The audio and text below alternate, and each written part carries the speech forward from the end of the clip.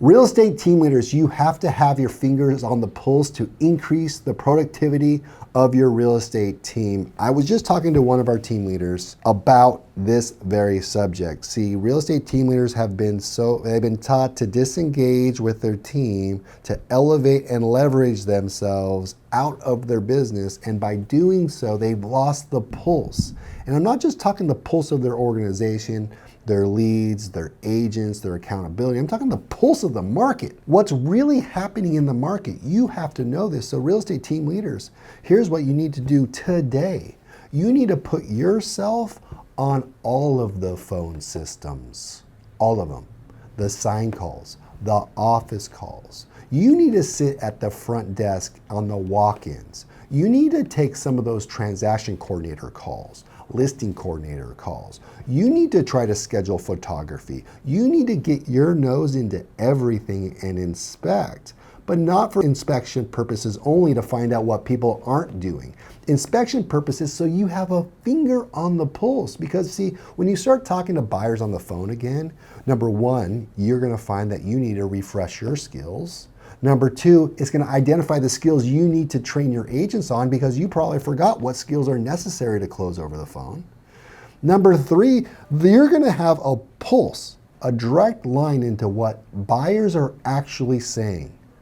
What objections are they actually saying to your agents, and what words are they using?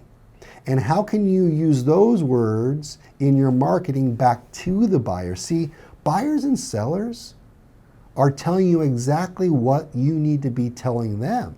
You need to be a sounding board. Meet the market where they're at. But do you know where the market's at? Yeah, maybe you list homes. Well, maybe you need to go into the buyer side of the business. You're expecting your agents to do XYZ PDQ. Have you done XYZ PDQ? Now, we've been told that you have to have the highest standards. I need to raise my standards. I need to hold my agents accountable. And so you lay out this plan to hold your agent accountable, but can you do those items consistently? You're frustrated that they don't do those items consistently, but can you do them consistently? Not did you do it in 1997 or 2004 or 2008. Nobody's inspired by your past resume of performance. We're only as good as our last sale. I just said this at the team meeting.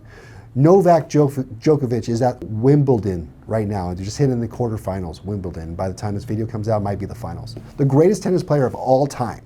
He's won more Grand Slams than anyone, more than Federer, more than Nadal. He was booed at Wimbledon. Booed. He was booed. Now, why is that? Well, because there's always haters out there. But the moral of the story is you're only as good as your last match, your last point. And Djokovic knows that, and he used it as motivation. He's going to go out and he's going to win this thing. Oh, for sure. And maybe Wimbledon, maybe they were booing him just to motivate this guy. But he doesn't really need that motivation. But as a team leader, we do need to be motivated sometimes. And sometimes to be motivated, you got to get in it again. You got to get back into the trenches, and it might be a little frustrating.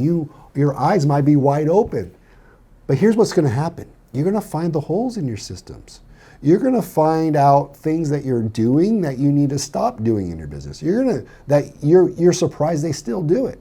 You're going to find things that you were assuming were being done because they were done consistently, but they stopped doing it for whatever reason.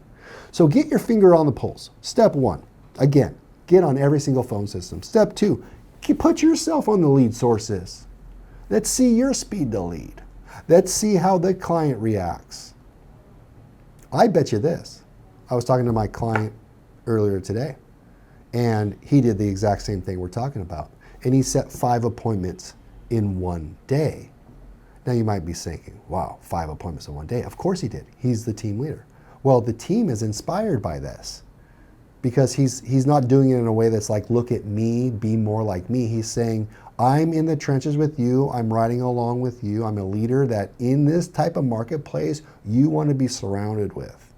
And he's not taking those leads and those appointments and going off and making all the money. No, he's spreading that around and rewarding the people doing the right activities. Now, don't set 5 appointments and reward people not doing the activities. Be a rainmaker and reward the people doing the right activities. That's exactly what I do day in, day out. You know, people hear about me being 7th level, not being in production.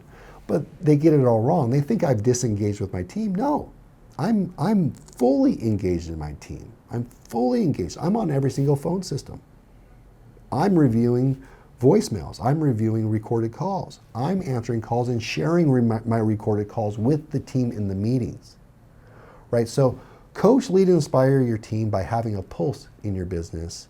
And don't just go on the sales side, but go into your operations side. They're going to appreciate that feedback anyways, because top performers want to know they're doing a great job.